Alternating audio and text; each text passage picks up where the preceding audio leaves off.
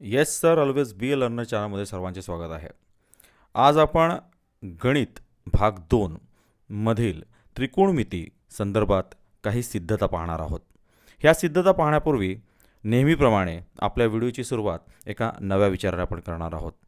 A little progress each day ends with big results. प्रत्येक दिवशी आपण छोटा छोटा प्रोग्रेस केली, आपल्या कामामध्ये थोडी थोडी जरी आपण प्रगती केली तरीसुद्धा दिवसाच्या शेवटी आपल्याला जो रिझल्ट मिळणार आहे तो आपला मोठ्यात मोठ्या स्वरूपाचा रिझल्ट मिळणार आहे. म्हणजे आपली प्रगती आपल्याला मोठ्या प्रमाणात झालेली दिसते. याचा विस्तारित अर्थ आपल्याला असा म्हणता येईल, आपण कोणतंही काम करत असाल, अभ्यासाचं असो किंवा तुम्ही तुमच्या जॉबमधील एखादं काम करत असाल, तर त्यामध्ये थोडी थोडी स्टेप बाय स्टेप आपण आपल्या कामामध्ये इम्प्रूव्हमेंट केली पाहिजे, आपला प्रोग्रेस केला पाहिजे. मोठ्या स्वरूपात प्रोग्रेसची इच्छा न बाळगता छोट्या छोट्या स्टेप्स, छोट्या छोट्या पायऱ्या आपण उचलल्या पाहिजेत. ज्याप्रमाणे आपल्याला आता ज्या सिद्धता आपल्याला पाहायच्यात त्या सिद्धता सोडवण्याच्या अगोदरसुद्धा आपल्याला काही सूत्र, काही गुणोत्तरं, ह्या छोट्या छोट्या स्टेप्स पाठांतर असल्या पाहिजेत, समजून घेतल्या पाहिजेत आणि मगच आपण मोठमोठ्या त्रिकोणमितीय सिद्धतासुद्धा सोडवत असतात.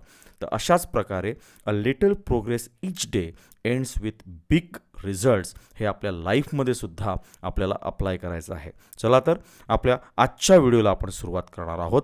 त्रिकोणमितीय काही सिद्धता पाहणार आहोत.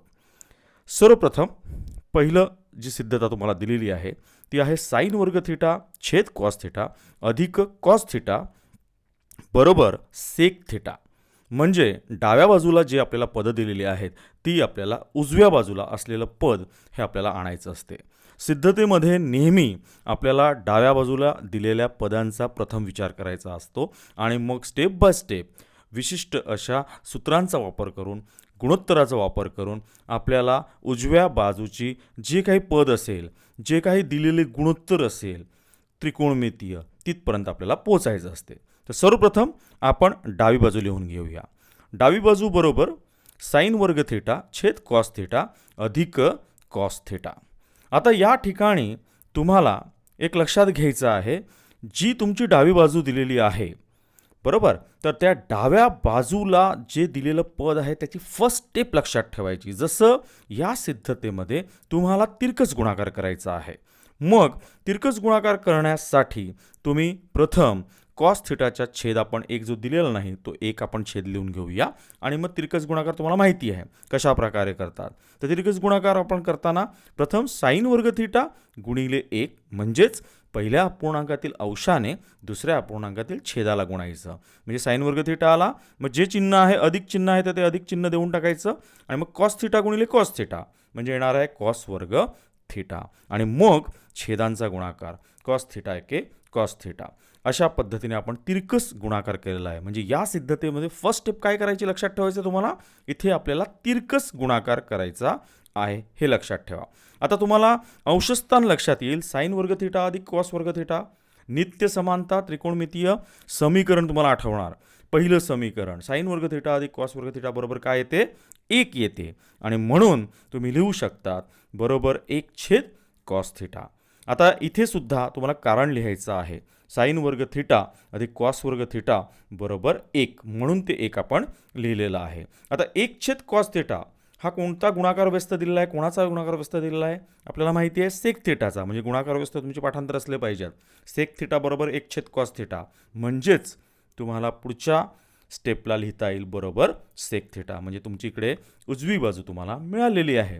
अशा पद्धतीने तुम्ही आणि कारण पण लिहायचं, सेक थिटा बरोबर 1 छेद कॉस थिटा उजवी बाजू मिळालेली आहे. आणि पुन्हा एकदा दिलेलं जी सिद्धता आहे ती पूर्णच्या पूर्ण लिहून टाकायची म्हणजे तुमचं उदाहरण कंप्लीट झालं.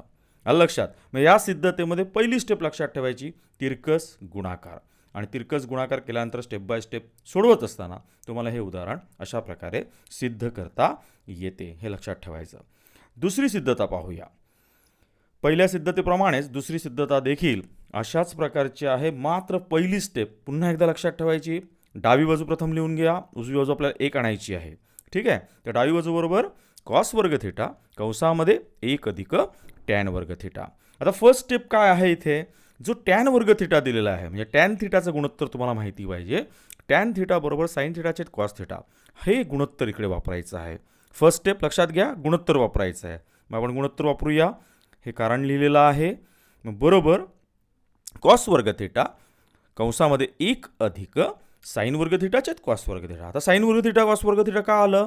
कारण आपल्याकडे टॅन वर्ग थिटा दिलाय ना, म्हणून आपण वर्ग केलेले आहेत दोन्ही गुणोत्तराचा. साईन वर्ग थिटा छेद कॉस वर्ग थिटा. ही फर्स्ट स्टेप झाली. टॅन थिटाचं गुणोत्तर लिहिलं. आता आपल्याला दुसरी स्टेप करायची, कंस सोडवायचा. हे कंसाच्या बाहेरचं जे पद आहे कॉस वर्ग थिटा, त्याने कंसाच्या प्रत्येक पदाला गुणायचं आहे. मग काय येईल? कॉस वर्ग थिटा गुणिले 1 बरोबर कॉस वर्ग थिटा बरोबर, आणि अधिक कॉस वर्ग थिटा गुणिले साईन वर्ग थिटा छेद कॉस वर्ग थिटा. दोन्ही पदांना गुणलं. आता तुम्हाला लक्षात येईल, दुसऱ्या पदाला गुणल्यानंतर आपल्याला लक्षात येते इथे आपण कॅन्सल करू शकतो कॉस वर्ग थिटा आणि कॉस वर्ग थिटा बरोबर. मग कॉस वर्ग थिटा कॅन्सल झालेला आहे.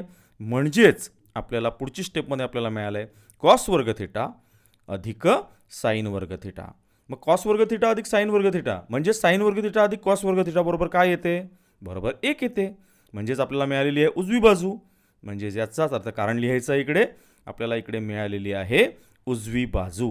म्हणजेच पुन्हा एकदा ते उदाहरण आपण लिहू शकतो. म्हणजे उदाहरणाच्या शेवटी पुन्हा कॉस वर्ग थिटा कंसामध्ये 1 अधिक टॅन वर्ग थिटा बरोबर 1 लिहायला विसरायचं नाही. तिसरी सिद्धता. आता बघा पुन्हा एकदा मी स्टेप्स फार महत्त्वाचे आहेत. सिद्धतेची सुरुवातीची स्टेप्स तुम्हाला जमली का तुम्हाला ते येणार आहे. आता इकडे वर्गमुळामध्ये 1 वजा साईन थिटा छेद 1 अधिक साईन थिटा दिलेला आहे. डावी बाजू दिलेली आहे. आपल्याला उजवी बाजू का आणायचं आहे? सेक थिटा वजा टॅन थिटा आणायचं आहे. मग प्रथम डावी बाजू लिहून घ्यायची. डावी बाजू बरोबर वर्गमुळामध्ये 1 वजा साईन थिटा छेद 1 अधिक साईन थिटा. आता इकडे तुम्हाला आठवत असेल इयत्ता 9वीला करणीमध्ये आपण शिकलेलो होतो की करणीमध्ये छेदांचं परिमीयकरण आपण शिकलेलो होतो. छेद जर द्विपद असेल तर द्विपद राशीचं परिमीयकरण सुद्धा आपल्याला माहिती आहे. मग द्विपद राशीचं परिमीयकरण करताना आपण काय करतो?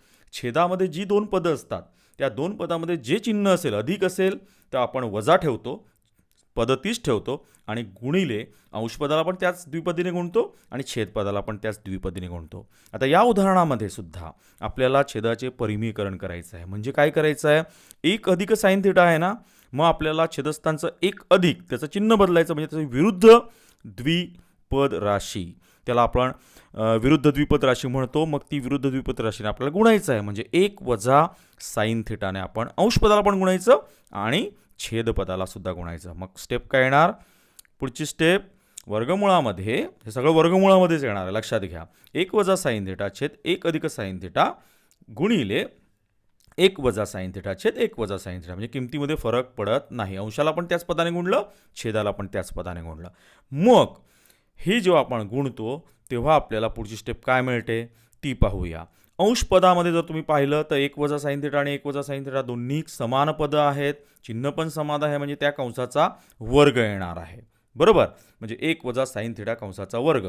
मात्र छेदस्थानी जर बघितलं तुम्ही तर 1 अधिक साईन थिटा आणि 1 वजा साईन थिटा आहे. म्हणजेच विस्तार सूत्र ए अधिक बी आणि ए वजा बी याचा विचार करायचा आहे. मग ए अधिक बी आणि ए वजा बीचा आपल्याला विस्तार कशा प्रकारे मिळतो? ए वर्ग वजा बी वर्ग, म्हणजे पहिलं पदाचा वर्ग वजा दुसऱ्या पदाचा वर्ग. मग इकडे पहिलं पद आहे 1, म्हणजे एकाचा वर्ग 1 लिहिला आपण, वजा साईन थिटाचा वर्ग आपण लिहितो साईन वर्ग थिटा. अशा प्रकारे आपल्याला ही स्टेप मिळालेली आहे. आता याच्या पुढे आपल्याला काय करायचं ते बघा. बरोबर चिन्ह लिहिलं. आता आपण 1 वजा साईन वर्ग थिटा वर्गमुळामध्ये पुन्हा आपण लिहिलं 1 वजा साईन वर्ग थिटा, आणि 1 वजा साईन वर्ग थिटा आहे ना, ती म्हणजे साईन वर्ग थिटा अधिक कॉस वर्ग थिटा बरोबर 1. ही नित्य समानता, मूलभूत नित्य समानता समीकरण आपल्याला माहिती आहे. मग त्याच समीकरणावरून आपण लिहू शकतो 1 वजा साईन वर्ग थिटा बरोबर कॉस वर्ग थिटा. अशा रीतीने छेदस्थानी कॉस वर्ग थिटा आलेला आहे. आता वर्गमुळामध्ये बघा, अंशस्थानामध्ये सुद्धा कंसाचा वर्ग दिलेला आहे, छेदस्थानमध्ये कॉस वर्ग थिटा दिलेला आहे. वर्गमुळाचं चिन्ह आणि घातांक हे समान आहेत, म्हणजे कोटी समान आहे आणि घातांक समान आहे, म्हणून ते जाणार, निघून जाणार. म्हणजे पुढच्या स्टेपला तुम्हाला लक्षात येईल कारण लिहायचं साईन वर्ग थिटा अधिक कॉस वर्ग थिटा बरोबर 1. म्हणजे पुढच्या स्टेपला तुम्हाला लिहिता येईल बरोबर वर्गमूळ आपण काढलं तर 1 वजा साईन थिटा छेद कॉस थिटा. अशा रीतीने ही स्टेप आपल्याला मिळते. आता आपल्याला ही स्टेप मिळाल्यानंतर दोन्ही बाजूंचं आपण वर्गमूळ काढलं, त्याच्यामुळे ही स्टेप मिळाली. आता आपल्याला जो छेद कॉस थिटा आहे ना, तो कॉस थिटा हा अंशपदाच्या दोन्ही पदांना मिळेल. म्हणजे एकाला पण मिळेल छेदस्थान कॉस थिटा आणि साइन थिटाला पण कॉस थिटा मिळेल. म्हणजे काय होणार, 1 छेद कॉस थिटा वजा साइन थिटा छेद कॉस थिटा, म्हणजेच 1 छेद कॉस थिटा म्हणजेच काय, सेक थिटा, आणि साइन थिटा छेद कॉस थिटा म्हणजे काय, टॅन थिटा. अशा रीतीने आपल्याला ही उजवी बाजू सुद्धा मिळालेली आहे. म्हणजे या सिद्धतेमध्ये तुम्हाला छेदाचं परिमीयकरण करायचं आहे. ते अनुबद्ध जोडी जी असते त्याने आपल्याला गुणायचं आहे. म्हणजे चिन्ह फक्त बदलायचं दोन्ही पदासारखं ठेवून, बरोबर. आणि नेक्स्ट स्टेपला तुम्ही जर करत गेला तर वर्गमूळ काढायचं आहे. वर्गमूळ काढल्यानंतर जो छेदस्थान आहे तो अंश पदाचे ते दोन्ही जी पदं आहेत त्यांना जाणार, आणि मग ती गुणोत्तरं आपल्याला माहिती पाहिजेत. 1 छेद कॉस थिटा बरोबर सेक थिटा आणि साइन थिटा छेद कॉस थिटा म्हणजे टॅन थिटा. म्हणजे उजवी बाजू आपल्याला मिळून जाईल. आणि पुन्हा एकदा जे उदाहरण दिलेलं आहे ते लिहायचं आहे. अशा प्रकारे ही आपल्याला सिद्धता करता येते. पुढची सिद्धता तुम्हाला दिलेली आहे सेक थिटा वजा कॉस थिटा कंसामध्ये, आणि दुसऱ्या कंसामध्ये गुणाकार स्वरूपामध्ये कॉट थिटा वजा टॅन थिटा. बरोबर तुम्हाला आणायचं आहे उजवी बाजू टॅन थिटा गुणिले सेक थिटा. मग आता पुन्हा एकदा डाव्या बाजूचा विचार करायचा. डावी बाजू बरोबर काय येणार, सेक थिटा वजा कॉस थिटा आणि दुसऱ्या कंसामध्ये कॉट थिटा वजा टॅन थिटा. आता इथे थोडंसं क्रिटिकल आहे बघा, 2 स्टेप आपल्याला इकडे करायचे आहेत. आता पहिली स्टेप ही लक्षात ठेवायची. पहिली सुरुवात काय करायची, आपल्याला सेक थिटाचं रूपांतर करायचं आहे. सेक थिटा म्हणजे 1 छेद कॉस थिटा आपल्याला माहिती आहे, ते लिहिणार आहेत. आणि कॉट थिटा नंतर टॅन थिटा जो दिला आहे ना तो टॅन थिटा आपल्याला बदलायचा आहे. बघा कॉट थिटा नाही बदलायचा आहे, टॅन थिटा बदलायचा आहे. पुन्हा एकदा सांगतोय, कन्फ्युजन होऊ शकते इकडे आपल्याला. म्हणजे इकडे सेक थिटाची किंमत बदलायची आहे आणि इथे कोणाची बदलायची आहे, टॅन थिटाची. एवढं लक्षात ठेवायचं आहे. मग सेक थिटा म्हणजे 1 छेद कॉस थिटा, म्हणजे कॉस थिटा तिरकस गुणाकार करता येईल. आणि टॅन थिटा बरोबर 1 छेद कॉट थिटा. मग आपण पुढच्या स्टेपला ते बदलूया. बघा लिहिलेलं आहे इकडे कंसामध्ये 1 छेद कॉस थिटा वजा कॉस थिटा आणि दुसऱ्या कंसामध्ये कॉट थिटा अधिक 1 छेद कॉट थिटा. आता इथे आपण कारणं लिहायची आणि त्याचबरोबर आता तिरकस गुणाकार करायचा आहे. मग तिरकस गुणाकार कसा करतात तुम्हाला माहिती आहे. इथे तिरकस गुणाकार केला तर 1 वजा कॉस थिटा गुणिले कॉस थिटा म्हणजे कॉस वर्ग थिटा येणार आहे आणि छेदस्थानी कॉस थिटा येणार आहे. आता छेदस्थानी मी तिकडे 1 लिहिलेला नाही, पण तुम्ही ते समजून घ्यायचं. तिरकस गुणाकार आता आपली प्रॅक्टिस झालेली आहे. इथे सुद्धा कॉट वर्ग थिटा, कॉट थिटा गुणिले कॉट थिटा म्हणजे कॉट वर्ग थिटा अधिक 1 छेद कॉट थिटा. अशा रीतीने हा तिरकस गुणाकार आपण केलेला आहे. एकदा का तिरकस गुणाकार केला का दोन्हीची अंश पद बघा. अंश पदामध्ये 1 वजा कॉस वर्ग थिटा म्हणजे साइन वर्ग थिटा, मूलभूत नित्य समानता समीकरण 1. त्याचबरोबर कॉट वर्ग थिटा अधिक 1 म्हणजेच 1 अधिक कॉट वर्ग थिटा. आपल्याला माहिती आहे कोसेक वर्ग थिटा नित्य समानता मूलभूत. पुन्हा इथे आपल्याला वापर करायचा आहे. म्हणजे मूलभूत नित्य समानताची जी 3 समीकरणं दिलेली आहेत ना, त्या तीनही समीकरणांचा वापर आपल्याला सिद्धतेमध्ये करता आला पाहिजे. त्याचबरोबर विविध प्रकारची गुणोत्तरं आपल्याला माहिती पाहिजेत, त्रिकोणमितीय त्याचे गुणाकार व्यस्त माहिती पाहिजेत, तर सिद्धता तुम्हाला सोडवणं सोपं जाईल. मग आपण पुढच्या स्टेपला लिहून घेऊया. 1 वजा कॉस वर्ग थिटा म्हणजे साइन वर्ग थिटा छेद कॉस थिटा येणार आहे. त्याचबरोबर इथे कोसेक वर्ग थिटा म्हणजे कॉट वर्ग थिटा अधिक 1 म्हणजे कोसेक वर्ग थिटा छेद कॉट थिटा येणार आहे. आता आपल्याला पुढची स्टेप करायची आहे. आता पुढची स्टेप काय करायची आहे ते नीट समजून घ्या. बघा इथे आपण पुढच्या ठिकाणी घेतलं आहे साइन वर्ग थिटा छेद कॉस थिटा आपण जसंच्या तसं लिहिलेलं आहे. मात्र आपण कोसेक वर्ग थिटा जो आहे त्या कोसेक वर्ग थिटा म्हणजे कोसेक थिटाचा गुणाकार व्यस्त आपल्याला माहिती पाहिजे. गुणोत्तर कोणतं आहे तर 1 छेद साइन थिटा म्हणजे इकडे वर्ग आहे म्हणून 1 छेद काय येणार साइन वर्ग थिटा. आता मी मुद्दामून ती स्टेप नंतर लिहितोय तुम्हाला समजण्यासाठी. अंशस्थानचा कोसेक वर्ग थिटा हा वेगळा लिहिला गुणिले 1 छेद कॉट थिटा वेगवेगळा केला म्हणजे तुम्हाला ते रूपांतरण लक्षात येईल या स्टेपला. मग कोसेक वर्ग थिटाचं आपण रूपांतर कसं केलं आहे ते पाहूया. बरोबर साइन वर्ग थिटा छेद कॉस वर्ग थिटा, कॉस थिटा सॉरी वर्ग नाही, गुणिले कोसेक वर्ग थिटा आहे ना, मग तिकडे काय येणार 1 छेद साइन वर्ग थिटा गुणिले इकडे 1 छेद कॉट थिटाचं रूपांतर आपण केलं गुणाकार आपल्याला माहिती आहे टॅन थिटा, ते टॅन थिटा केलेला आहे. आता पहिलीच पद आणि दुसरं पद म्हणजे साइन वर्ग थिटा आणि साइन वर्ग थिटा कॅन्सल होणार इकडे. मग हे कॅन्सल झाले, मग राहिलं काय 1 छेद कॉस थिटा गुणिले टॅन थिटा. आता आपल्याला माहिती आहे 1 छेद कॉस थिटा म्हणजे काय सेक थिटा म्हणजे सेक थिटा गुणिले टॅन थिटा म्हणजेच उलट केलं तर टॅन थिटा गुणिले सेक थिटा. अशा रीतीने आपल्याला कोणती बाजू मिळालेली आहे उजवी बाजू मिळालेली आहे. अशा रीतीने ही सुद्धा सिद्धता तुम्हाला समजून घेता येईल. सिद्धतेमध्ये कन्फ्युजन कधी होईल, तुम्ही कमीत कमी 10 सिद्धता जर केल्या तर 10 सिद्धतामधल्या 10 स्टेप्स तुम्हाला लक्षात आल्या पाहिजेत. सुरुवात एकदा का सुरुवात कळली तुम्हाला आणि मधली स्टेप तुम्हाला कळली, कितपर्यंत जायचं आहे उजव्या बाजूला, उजवी बाजू कशा प्रकारे आणायचं हे समजलं, तर सरावाने तुम्हाला सहजपणे जमेल. मी असं रिकमेंड करेल, अशा सिद्धता करा तुम्ही की ज्या सिद्धता सहजपणे तुम्हाला लक्षात राहतील.